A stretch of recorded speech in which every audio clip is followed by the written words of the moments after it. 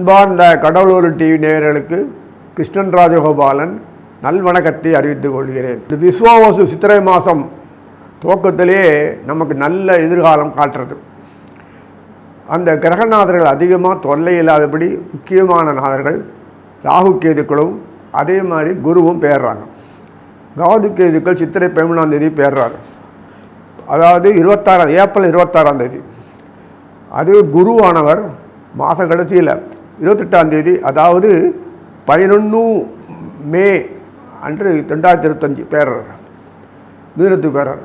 அதிகபட்சம் பார்த்தோன்னா கும்பத்தில் சனீஸ்வர் உட்கார்ந்துருப்பார். இப்போதைக்கு போக போதில்லை, அது இருக்கும்.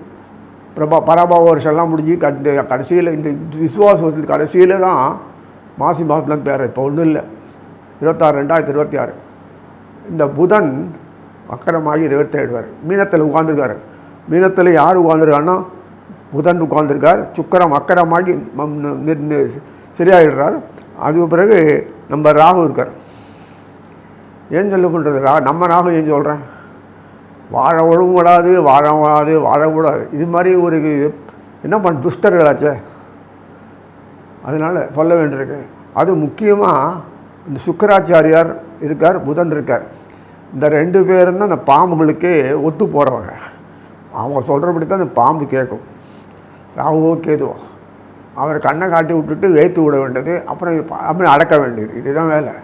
இப்போ என்ன வேடிக்கைன்னா, சந்திரன் துவக்கத்திலே துலாத்தில் நின்று சுவாதியில் நிற்கிறார். சுவாதி ராகுவோடு பாருங்கள், வேடிக்கை சுத்த பாம்பு. அதே மாதிரி இந்த அமைப்பில் பார்க்கும்போது கும்பத்தில் போய் இறங்கின உடனேயே இந்த ராகுக்கு எது ரிவர்ஸ் தான் இறங்குவாங்க. போகாத ஊருக்கு சனீஸ்வரர்லாம் பிடிச்சிட்டுருவாங்க. இதுக்கே சனீஸ்வரர்கள் தெரியும் நமக்கு எப்படின்னு. ராகு பேர் வந்த உடனே என்ன பண்ணுறதுன்னு தெரியாமல் முடிச்சுட்டு இருப்பார். கர்மங்களை நகரணுமே, வெறும் கர்மன்னு பூமியில் போகிறனா போதுமா, இருந்து வாழ்ந்து அனுபவிச்சுட்டு எல்லாரும் சுகமாக இருந்து அவனோட எல்லா விஷயம் டீம் ஒர்க்காக பண்ணி அவன் அனுபவிச்சுன்னு போய் நல்லது போய் சேரணும். அதுதான் வச்சுருக்கு. தவிர இயல்பு வாழ்க்கையிலேருந்து பாழாக்கி போய் நாசமாக போகிறதுக்கு எப்படியெல்லாமா வாழணும், இப்படி தான் வாழக்கூடாதுன்னு சொல்கிற அளவுக்கு இந்த பாம்பு வேறு வந்து உட்காந்து விட்டுதுன்னா அவர் என்ன பண்ணுவார்? இன்று போய் நாளை வாக்கேஸ் தான். இந்த பிள்ளையார சனீஸ்வர் பிடிக்கும்போது இன்று போய் நாளை வாக்கேஸ் அது மாதிரியே சுச்சுவேஷன் ஆக்கிடுவார். இப்போ என்ன பண்ணலாம்? நல்ல காலம். குரு வந்து இதில் உட்காந்துருக்கார், ரிஷபத்தில் உட்கார்ந்த குருவும் மீனத்தில் உட்கார்ந்த சுக்கரனும் ராசி பருவத்தையும் பண்ணிக்கிறாங்க. ரொம்ப ரொம்ப பிரமாதமாக இருக்கும், கவலையே இல்லை. கீழே இறங்கின உடனே சூரியன் சித்திரை மாதம்னால மேசத்தில் இருப்பார், தனியாக உட்காந்துருக்காரு. இந்த பாம்பு வரை இறங்கிடுச்சுன்னா பார்க்குமே, சனீஸ்வரன் பார்க்குறாரு, என்ன பண்ணுறது தெரியல, அவன் வேறுன்றார். அதே மாதிரி ராகு கேது ராகுக்கு கீழே இறங்கின உடனே சனியோடு சேர்ந்துட்டு சூரியனை பார்க்குற உடனே என்ன பண்ணுற, புதன் விறுவிறுன்னு மேஷத்துக்கு போய்டுறாரு. மேஷத்துக்கு போய் இன்ஸ்ட்ரக்ஷன் கொடுத்துருக்காரு. பார்த்தியா, நான் மெனக்கிட்டு சொன்னேன், கண்ணை வச்சு பார்க்காதன்னு, கேட்க மாட்டேன்றீங்க சொல்லிட்டு ஒரு அறுக்கிறார். அந்த செவ்வாய் கடகத்தில் உட்கார்ந்துட்டு நேரே 8ஆம் பார்வையை பார்க்குறாரு. செவ்வாய் பலம் நீச்சமாக இருந்தாலும் நீச்சபங்கம் ஆகிடுறது. சனீஸ்வரனையும் பார்க்குறார். இந்த ராகு பெயர்ந்த உடனே அவரையும் பார்க்குறார். சனீஸ்வரனை பார்த்தாலும் பரவாயில்ல, இந்த மூமெண்ட் இருக்கும். இந்த ராகு பார்த்த உடனே செவ்வாய் தன்னுடைய இதெல்லாம் விட்டுட்டு அவருக்கு வாங்க அப்படின்னு அவருக்கு சர்வீஸ் பண்ண போயிடுறார். இதெல்லாம் ஒரு நல்லது கெட்டதுன்னு இல்லாமல் ஒரு குழப்பமான சூழ்நிலை உண்டாக்கி நிறைய வந்தாலும் எதுக்காக நமக்கு செலவழிக்கணும், என்ன பண்ணணும்னு தெரியாமல் காலம் நகர்ந்து போகும். Purpose of living in the world அப்படி இருக்கும்போது நம்மளது பொறுத்து தர்மசாஸ்திரத்தை பிறகு நடந்தே ஆகணும், பாரம்பரியத்தில் பண்ண ஆகணும். அதுவும் நன்னா இருக்கும். ஆனாலும் மனசில் ஏதாவது குழப்பம் இருந்துகிட்டே இருக்கும். இதுதான் புது வருஷத்தினுடைய அமைப்பு. இனி ஒவ்வொரு ராசியாக பார்க்கலாம். அன்பார்ந்த ரிஷபராசி நேயர்களே, சித்திரை மாதம் விஸ்வாவசு வருஷம், இன்னும் அருமையான வருஷம் பாருங்கள். எப்போதுமே இது ப்ரீசிடென்ட்டுன்னு இருக்குது. இதே 60 வருஷத்துக்கு முன்னாடி மொத்தமாக வாங்கி வச்சுக்கோங்க, ஒரு கிளான்ஸ் பாருங்கள். அதை அட்டகாசம் ஓரளவுக்கு இதே லெவல் தான் எல்லாம் கிரகம் இருக்கும். நேற்றுக்கு கடிகாரம் 4 மணிக்கு காமிச்சிங்கன்னா இன்றைக்கி அதே 4 மணிக்கு நாள் போய்ட்டுருக்கு. அதே மாதிரி தான் லைட்டாக டிஃப்ரென்ஸ் இருக்கும். அது மாதிரி எதுக்கு சொல்கிறேன்னா, பயப்படுற அளவுக்கு நாட்டில் ஒன்றும் நடக்க போதில்லை. நிறைய மாற்றங்கள் வரும்னா எனக்கும் உனக்கு மாற்றம் இல்லை, நாட்டை ஆள்றவங்களுக்கு தான் மாற்றங்கள் வரும். அவங்க நிலைமைகள்லாம் மாறும். எப்படியே குண்டு தொட்டில் குதிரை ஓட்டுன்னு உட்காந்துருக்காங்க, அதெல்லாம் மாறணும் இல்லை, அதெல்லாம் மாறும். அது ராஜாக்கள் விஷயம் நமக்கு வேண்டாம். ரிஷபராசி நேயர்களுக்கு பொறுத்த வரைக்கும் நம்ம கையில் சரக்கு இருக்குது.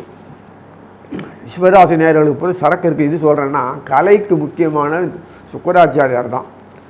சந்திரன் அப்படி இந்த ரசனையை கொடுத்து டேஸ்ட் பண்ணுறது, நல்ல டேஸ்ட்டு வாக்கு பிடிக்கும், நல்ல டேஸ்ட்டு ஒன்றா சந்திரனோட நண்பர் இருக்கார் செவ்வாய். அவர் சிறப்பாக பண்ணி சிறப்பாக கொடுக்கணுன்னா சனி வேணும். இதெல்லாம் ஒருத்தருக்கும் ஒன்று இருக்குது. குரு பணம் கொடுக்கணும் இல்லைன்னா எப்படி வரும்? பொருள்கள் பணம் குரு தான் கொடுக்கணும். இந்த இதை வச்சு பண்ணுறது சாய்பாடு சொல்கிறது. அதனால் குரு இதெல்லாம் இயற்கையாக அவங்களுடைய சம்பந்தப்பட்ட விஷயங்கள் பண்ணி தான் ஆகணும். வேண்டியவன் வேண்டாதவன் அவன் வேணும் இவன் வேணும். நான் குரு இந்த வீட்டு 6ஆம் வீட்டு அதிகாரி 8ஆம் வீட்டு அதிகாரி அதெல்லாம் இங்கே கிடையாது. கோல்சாரத்தில் அதெல்லாம் ஒன்று கர்மாக்கு ஏற்ற மாதிரி நீ பிறக்கும்போது இது மாதிரி அமைப்பில் வந்துடுறது. புரியுதுங்களா? பயப்பட தேவையே இல்லை. இந்த சர்ப்பங்கள் நவகிரகம் அல்ல, மொத்த கருமமும் சேர்ந்து தான் ராகு கேதுக்கள். அதாவது நிழல் கிரகம்னு சொல்லுவாங்க. நிழல் சாயா கிரகங்கள் பேர், சாயன் நிழல். அந்த நிழல் நம்ம கர்மத்துக்கு சம்மந்தப்பட்ட விஷயங்கள்லாம் எத்தனையோ இருக்கும்ல. பிறந்து இதே தான் பண்ணிட்டு இருக்கோம். அது நம்ம நம்ம சுரூபத்தில் அப்படியே சேர்ந்துருக்கும். அதனுடைய வெளிப்பாடு தான் ராகு கேதுக்கள். மொத்தமாக ஒரு டோட்டல் அது தகுந்த மாதிரி அப்படியே அமைப்பில் கொடுத்து இந்த கிரக நாதர்களை அப்படி அமைக்கிடும், ப்ரெஷ் பண்ணிடும். அசுரர்களில் இது ஒரு லாஜிக்காக சொல்கிறேன். உழைச்சி சம்பாதிக்கிறது வேறு, ஒருத்தர் முட்டாளாகி சம்பாதிக்கிறது வேறு. நீ எப்படின்னா வாழ்ந்து சொல்லிட்டு முட்டை பிடிக்கிட்டு போகிறது இல்லையா? 3 விதமான வாழ்க்கை இருக்குது இல்லையா? அதே தான் இந்த ராகுக்கு இதுக்கு கடைசியாக சொல்லக்கூடிய பிடிக்கிட்டு போகிற வேலை. தரலையா உடனே அழிச்சிடுறேன். என்ன அப்படி பாருங்க. இது ஏன் படைத்தார் பகவான்? அவருக்கு ஒரு திருப்தி, ஆசை. ஒரு உயிரோடு ஒரு பொருளை படைச்சிட்டு கண்ணு முன்னாடி நாசம் பண்ணி அனுபவிக்கிறது இது அவருடைய வேஷம். அது எல்லா பொருளும் ஆகார பொருள் தான், சரீரம் முதற்கொண்டு ஆகார பொருள் தான். அதை பக்குவப்படுத்தி சாப்பிட்றார். அவருடைய கால அளவு இந்த மாதிரி யுகாந்திரங்களாக அமைகிறது. நமக்கு ஒரு வேளை 3 வேளை சாப்பிட்ற மாதிரி அந்த யுகாந்திரங்கள் ஒரு வேளை அவர்களுக்கு தான். புரியுதுங்களா? இதுக்கு சமயக்காரர்கள் நிறைய பண்ணிச்சு மேலவத்தில் இருக்காங்க. இந்த மாதிரி சகல குணங்களெல்லாம் கொண்டு அனுபவிச்சுன்னு சந்தோஷமாக அனுபவிக்கிறது வாழ்க்கையை பண்ணிட்டு அதுக்கு ஒரு முடிவு வேணாமா? அந்த முடிவுக்கு தான் இந்த ராகுக்கேதுக்கள் வச்சுருக்காங்க. மெயினாக மாற்றங்கள் கொடுக்கணுன்னா ராகுக்கேது இல்லாத முடியாது. உடனே நமக்கு அழிவு நஷ்டம் இல்லை, நமக்கு வாழ்க்கையில் மாற்றங்கள் வேணும் இல்லை. நம்மளா பார்த்து நேர்மையாக வாழ்ந்து அவனாக பார்த்து திரும்பி மறைச்சி உழைக்கிறார் நல்ல நேர்மை அப்படின்னு பணம்லாம் கொடுக்க மாட்டாங்க. எல்லாம் வாயில் தான், செயலில் வராது. கொடுத்துட்டானா அப்புறம் விட்டு போயிடுவானே அப்படின்னு சொல்லிட்டு எதுவுமே பண்ண மாட்டாங்க. ஆனால் கலைஞர்களுக்கு பொறுத்த வரைக்கும் எவ்வளோ பண்ணுறாங்க கலைஞர்கள்லாம். ஆர்டிஸ்ட் இல்லைன்னா அவங்களால் வாழவே முடியாது. அப்படியே துண்டை போட வந்திருக்கோம். துணி மெட்டீரியல்ஸ் என்னென்ன உண்டு, ட்ரெஸ் மெட்டீரியல்ஸ், அலங்கார சிகப்பொருள், அந்த கலை பண்பாட்டு கலைகள் அதெல்லாம் இருக்குல்ல. இன்ஸ்ட்ருமெண்ட் மியூசிக், என்ன மியூசிக்கு என்னென்ன உண்டு, நாடகம் நடிக்கிறதுக்கு கொள்வது, நமக்காக தன் வாழ்க்கையை நாடகத்துக்கும் நடிக்கிறதுக்கும் இதெல்லாம் செலவழிச்சுட்டு கலைகள் கொடுத்து ஒப்பனைகள்லாம் பண்ணி என்னென்ன பண்ணிட்டு அந்த ரியல் லைஃப்பில் நடந்த மாதிரி விஷயங்கள்லாம் பண்ணி நமக்காக காமிச்சு அவன் லைஃபு கோட்டை விட்ருவாங்க. இப்படிலாம் பண்ணி அனுபவிக்கிறதுக்கு என்னென்ன உண்டோ அதெல்லாம் கொடுத்துட்டு உட்கார்ந்துட்டு சாப்பிட்டுட்டு கைகால் ஆட்டின பொட்டி வச்சு பார்த்துட்டு இருக்காங்களே. அவங்க கலைஞர்கள் சம்மந்தப்பட்ட விஷயங்கள், பாரம்பரிய சம்மந்தப்பட்ட விஷயம் கலைகளே நிறைய இருக்குது. அது தவிர என்னெல்லாமோ கலைகள்லாம் வந்திருக்கு வாழ்க்கைக்கு. அதெல்லாம் செய்யக்கூடியவங்க அதிகபட்சம் ரிஷபராசி மட்டும்தான். துளாராசி பண்ணும் இல்லைன்னு சொல்லலை, ரிஷபராசின்னு அதிகம். எதுவுமே வாழ்க்கையில் எடுத்தோம் போனோம் கொள்ளோன்னு வாழ்க்கை ரசனையே இல்லை. ரசனைக்கு உரிய அமைப்புகளை கொடுத்து சந்தோஷமாக ஈடுபடுறதுன்னா எவ்வளோ இருக்குது பாருங்கள். அது நெட்வொர்க் வேறு வந்துடுது இப்போ நிறைய. அதில் நிறைய பிரமாதமாக நமக்கு என்னெல்லாம் உண்டோ அத்தனையும். நியூஸ் செய்திகள் அதெல்லாம் கொடுக்குறாங்கல்ல, அதில் வருது. அடுத்தது இந்த ட்ராமா, இந்த நடக்கக்கூடிய விஷயங்கள், நடந்து போன விஷயங்கள் இதெல்லாம் நமக்கு சொல்கிறாங்கல்ல. கலாச்சாரம், எஜுகேஷன் என்னென்ன உண்டோ அத்தனையும், அட்மினிஸ்ட்ரேஷன் என்னென்ன உண்டோ அதெல்லாம் பண்ணுறதுக்கு அமைப்புகளை எப்படி உண்டாக்குறான்னா ரசனைகளை கொடுத்தா தான் இதெல்லாம் வரும். ரசனை இல்லாதவங்களுக்கு எதுவுமே ஈடுபடாது. சாமியாராக இருக்கணும், அவன் ரசனை இருக்கக்கூடாது. ஆனால் ரசனை இருக்கேன், பகவான்கிட்ட ஈடுபடணும், ஆனால் ஈடுபடுறதில்லை, எதுலேயோ ஈடுபட்டு இருப்பாங்க. எப்படியா இருந்தாலும் ரசனைகள் இங்கே இருக்கிறவருக்கு இருந்து தான் ஆகணும். டேஸ்ட்டு ரசனைகள் தான். அதுக்காக இந்த அமைப்பில் பார்க்கும்போது நீங்களே பார்க்கலாம், சுக்கிரனோட தொடர்பு கொண்டாதான், சந்திரன் சுக்கிரன் தொடர்பு கொண்டானா வியாபாரத்துக்கு ரொம்ப பயங்கர பண்பு. வியாபாரத்துக்கு முக்கியமானது அட்ராக்ஷன் இருக்கணும், டேஸ்ட் இருக்கணும், பிரிமானம் இருக்கணும், அவனை எதிர்பார்த்ததுபடி எதிர்பார்ப்புகளை சரியாக புரிஞ்சு செயல்படுத்தணும். இதெல்லாம் அது மாதிரி எதிர்பார்ப்புகளோடு இருக்கக்கூடிய அதில் சந்திரன் கரெக்டாக பண்ணுவார். சந்திரன் தொடர்போட சுக்கிரன், சனி தொடர்போட சுக்கிரன், செவ்வாய் தொடர்போட சுக்கிரன் இருந்தான்னா நல்லா நாக்குக்கு சுதியாக நல்லா இருக்கும். நலமும் கலைகள்லாம் அனுபவிக்கிறாங்க, போகபாக்கியங்கள்லாம் அதெல்லாம் சுக்கிரன் தான் கொடுக்க முடியும். சுக்கிரன் தொடர்பு இல்லைன்னா சன்னியாசி வாழ்க்கை தான். ஏதோ வருவோம் போவோம் கொள்வோம், பாதி பேருக்கு அப்படி தான் இருக்குது, செய்வோம் கொள்வோன்னு. ஒரு ஆரோக்கியமான மனநிலையை வரணுன்னா இந்த பாட்டு பாடினாலே நம்ம பண்பாட்டு கலை பாட்டு சொல்கிறேன், கர்நாடக சங்கீதம், அந்த ஸ்வரங்கள்லேயே வரக்கூடிய விஷயங்கள் பார்க்கும்போது உடம்பு தானாக ஒர்க் பண்ண ஆரம்பிச்சிடும் நல்லபடியாக. கிரியேட்டிவிட்டி ஓடுது பாருங்க. டாக்டர் மருந்து போன அவசியம் இல்லையே, தாவரங்கள் உயிரோடு வந்துடும். இந்த கிருஷ்ணர் புல்லாங்கல் வந்து எல்லாம் பட்டுன்னு உயிரோடு வந்துடுது. இதெல்லாம் வரும். ஆச்சரியமான விஷயங்கள் என்னென்னா மனம் ஈக்கும். இந்த மனசுக்கு ஏற்ற மாதிரி செஞ்சால் தான் சரீரமே செய்யும். மனசு சோபிக்கலைன்னா சரீரம் சுத்தமாக போட்டுரும். அந்த மனசுன்றது சந்திரன் பார்த்திங்களா, அந்த சந்திரன் அந்த வீட்டில் தான், ரிஷபத்தில் தான் உச்சமாறார் பார்த்துக்காங்க. அதனால் சோபிக்கும். அப்போ தான் இந்த மாதம் பார்த்தோன்னா சூரியன் மேஷத்தில் இருக்காரா, குரு அவன் வீட்டில் உட்காந்துட்டு சுக்கராச்சாரியர் ராசி பந்தனம் பண்ணுறாரா,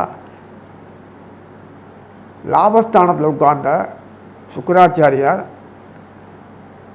லாபஸ்தானாதிபதி ஜென்மத்தில் உட்கார வச்சு ராசி பரிவர்த்தனை பண்ணி முடிச்சுட்டு நல்லா அனுபவிச்சுட்டு பிறகு இந்த மாதங்கள் சித்திரை மாத கடைசியில் எடுத்துகிட்டு வந்தது தீரத்துக்கு போகிறார். அது வரைக்கும் இங்கேயே உட்காந்துருப்பார். அதுதான் பாருங்கள், சனீஸ்வரர் அவர் தான் வந்து தர்ம கர்மாதிபதி. தர்மத்தையும் கொடுக்கணும், கர்மத்தையும் கொடுக்கணும். தர்மத்தை கொடுக்கும்போது கர்மத்தை தொடர்பு உண்டால் தான் தர்மங்களை கொடுக்க முடியும். வெறுமனை தர்மம் வராது. அதுக்கு நமக்கு வேண்டிய அவங்கள தன் வாழ்க்கைக்கு இதான் அடிப்படையாக வச்சு மற்றவங்களுக்காக வாழக்கூடியவங்க தான் சிவராசினியர்களுக்கு. For the benefit of others, not for him. அவங்களுக்காக இல்லை, பார்க்குறதுக்கு தான் நிறைய பந்தாவாக லைஃப் அவங்களுக்கு இருக்கும். ஏன்னா அந்த மாதிரி அமைப்பில் இருந்தால் தான் மற்றவங்களுக்கு கொடுக்க முடியும் க்ரியேட்டிவிட்டி. ஸோ அவங்க வாழ்க்கை சோபிக்கிறதோ இல்லையோ அவங்களால மற்றவங்க நிறைய நடக்கும். அதே மாதிரி இவங்களுக்கு சம்மந்தப்பட்ட களத்திரம் யார் பார்த்தோன்னா செவ்வாய். அவர் அழகாக கடகத்தில் உட்கார்ந்துட்டு சனீசன் தொடர்பு கொள்கிறார். அதை பார்த்தீங்கன்னா தர்ம கர்மா சனீஸ்வரனை தொடர்பு கொள்கிறார் நேரடியாக. ராகு வரை இறங்கி வந்துடுவான், போகாத ஊருக்கு போக முடியும் ராகு. அதனால் பிரச்சனைகள் நிறைய வரும். பிரச்சனைகள் நிறைய வந்தது தான் அடுத்தது ரிலாக்ஸேஷன் வரும். இந்த ரிலாக்ஸேஷன் தான் லைஃப்பில் அனுபவிக்கக்கூடிய வகைகளை இந்த கலைகள், ஆர்ட்டு, பண்பாட்டு கலைகள், அமைப்பு கூடியது, ரசனைகள், இயல், இசை, நாடகம், சங்கீதம் சொல்லக்கூடியது, அப்புறம் ஊர்வம்பு, நியூஸ் அதெல்லாம் அதில் வரும். அத்தனைக்கும் காரணமாக இருக்கிறது. இப்படி ஒரு அமைப்பில் இருக்குது. அதனால் இது பார்க்கும்போது இந்த இதில் புதன் மெதுவாக கிளம்பி மேஷத்தில் வந்துடுவார். ஏன்னா வெறும் சூரியனை விட்டால் சாப்பிட்டு ஏப்பம் விட்டுடும் ராகு. ராகுக்கே இந்த பெயர்ந்த உடனே கப்புன்னு பார்த்தான்னா அதுக்கு முன்னாடி ஓடி வந்து உட்காந்துருவார், எங்கே சாப்பிட்டு ஏப்பம் விட்டுரு போகுதுன்னு. ஆனால் புதன் மேஷத்துக்கு போய்டுறார், ராகுக்கு இறங்கிடுவார் கும்பத்துக்கு. சனி சொன்ன கை கொடுத்துப்பார் 2 பேரும். செவ்வாய் அங்கே இதை பார்த்து டாடா காமிச்சிட்டு இருக்கோம். வடங்கத்திலிருந்து சிம்மத்தில் வந்து உட்காந்த கேது நேராக பார்க்குறார், குருவை பார்க்குறார், ஆசீர்வாதம் வாங்கிறார். பாருங்கள் வேடிக்கை. ஃபுல்லாக ராகு கேது அணைப்பில் உட்காந்துடுத்து. சந்திரன் வெளியில் இருக்கானே கிடையாது. சந்திரன் உள்ளே இருந்தாலும் ஒன்று தான், வெளியில் இருந்தாலும் ஒன்று தான். அவன் தான் மனசு காரியம். உள்ளே இருந்தாலும் ஒன்று, வெளியில் இருந்தாலும் ஒன்று. நான் ஏன் சொல்கிறேன்னா, நம்மளை இருக்கும்போது அனுபவிக்க விட மாட்டான், இல்லாத போது வேதனைப்படுத்துவான். இருக்கும்போது எதையோ கற்பனை பண்ணி இருக்கிறத பாழாக்கிடுவான் போகாத ஊருக்கு. அதனால் சந்திரன் வெளியில் இருக்கு நல்லது தான்.